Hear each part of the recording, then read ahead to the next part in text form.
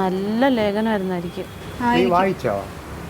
നിങ്ങൾ ആരെങ്കിലും വായിച്ചോ? അവൻ എഴുതണ നല്ലതല്ലേ എഴുതുള്ളൂ. നല്ലതാണെങ്കിൽ അത് നല്ല രീതിയിൽ തന്നെ പോയി. 2-3 ദിവസമായിട്ട് അതിന്റെ പുറകെ തന്നെയായിരുന്നു. അപ്പൊ മോശമായോണ്ടായിരിക്കും ഇങ്ങനെ പോയി. എന്റെ വിധി ശ്രദ്ധക്കുറവ് നിനക്ക് ഉണ്ടായിപ്പോയില്ലേ? പൊന്നേച്ചി മാസികയുടെ അകത്ത് വെച്ച് ചേച്ചി ആണെങ്കിൽ ശ്രദ്ധിക്കോ? അല്ല, നീ 4 ദിവസം അവനെ എഴുതണ കണ്ട് അതിനകത്ത് അതിന്റെ പുറത്ത് വെച്ചല്ലേ അതിന്റെ പുറത്ത് വെച്ച് എഴുതിക്കൊണ്ട് വെച്ച ആൾ അതിന്റെ അകത്ത് വെക്കുവോ? അവളെ കുറ്റപ്പെടുത്തല്ലേ?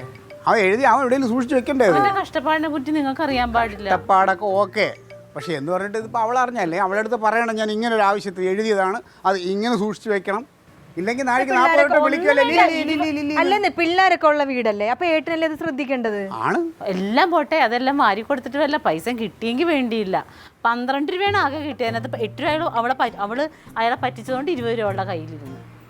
20 രൂപയ്ക്ക് വേണ്ടിയിട്ടാണ് അത്രയും നല്ല ലേഖനം എടുത്തു കൊടുത്തത്. നോക്കാം, നമ്മുടെ 1-2 ടീമുകളുടെ അടുത്തൂടെ ഞാൻ ഇനിയിപ്പോൾ 1-2 പേരെ ഇവിടെ കാണുന്നുണ്ട്. അവരുടെ അടുത്തൂടെ പറയാം, അല്ലാതെ ഇത് ആണക്കേട്. ഒന്നാമത് ഇത് പറഞ്ഞ ആക്രിക്കാരെ പുറകെ ഇടുന്നത് പിന്നെ ആർക്കാണെങ്കിലും വിഷമം ഉണ്ടാവൂലേ? വേറെ ടീം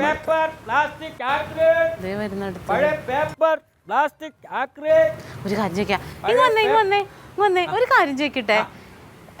ഇച്ചിരി ഒരു 50-55 വയസ്സുള്ള ഒരു ചേട്ടൻ, താടി ഉണ്ടായിരുന്നു ഇവിടെ ചേട്ടന്? താടിയില്ല.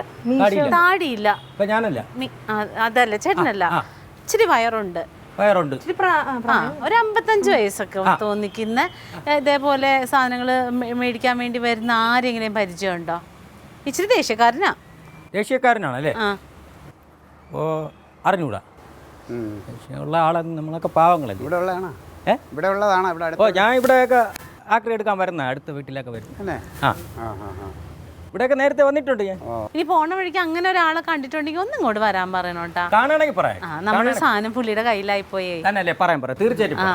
ഞാൻ സെക്രട്ടറിയാണ് അതിന്റെ, നമ്മളെ ഈ ആക്രി ഇതിന്റെ സെക്രട്ടറിയാണ്. പേപ്പർ എന്തെങ്കിലും കൊടുക്കാണ്ട്? ഇല്ല, ഇവിടെ ഇപ്പൊ തൽക്കാലം ഒന്നുമില്ല. 2 ദിവസം മുമ്പ് കൊടുത്തതിന് ക്ഷീണം തന്നെ തീർന്നില്ല. ചേട്ടാ, ഈ പഴയ പ്ലാസ്റ്റിക് പൊട്ടിയ കുപ്പി എന്തെങ്കിലും? ഇവിടെ കള്ളു കുടിക്കുന്നവരൊന്നും ഇല്ല സോര. ചേട്ടാ, പഴയ ഫാൻ എന്തെങ്കിലും കൊടുക്കാണ്ട്? പഴയ ഫാൻ ഏതാണ്ട് ആ കറങ്ങുന്ന ഒരു ഫാൻ, അല്ലാതെ വേറെ ഇവിടെ ഫാനില്ല. ചേട്ടാ, എന്താ ആളെ കളിയാക്കാണ്? നമ്മുടെ ആക്രിക്കാർക്ക് സംഘടന ഉണ്ട്. ആ സംഘടനയുടെ ജില്ലാ സെക്രട്ടറിയാണ് ഞാൻ. നിങ്ങളെ കളിയാക്കിയില്ലല്ലോ, ഞാൻ മോശമായിട്ടൊന്നും പറഞ്ഞില്ലല്ലോ. നിങ്ങൾ എന്തിനു ചൂടാവണത്? ഞാൻ ഒരു വാക്ക് പറഞ്ഞ ആക്രിക്കാർ ഇവിടെ പറഞ്ഞെത്തും. അയ്യോ, ഇവിടെ നിങ്ങൾക്ക് എടുക്കാനേ ഒന്നുമില്ല. പിന്നെ അവരെല്ലാം ഇവിടെ വിളിച്ചു വരുത്തിട്ട് ഇവിടെ ഒന്നും എടുക്കാനില്ല. പിന്നെ അല്ലാതെ എന്ത് സംസാരമാണ്?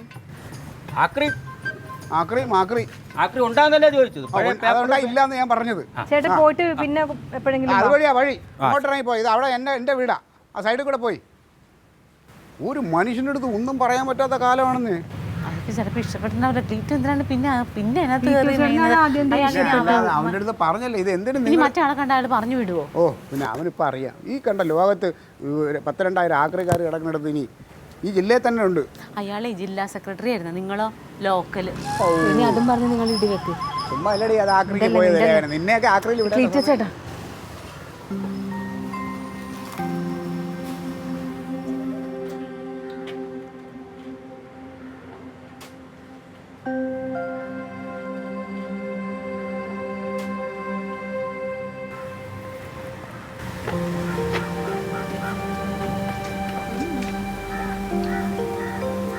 ക്ലീറ്റ് എല്ലായിടത്തോട്ടും ആളെ വിട്ടിട്ടുണ്ട്.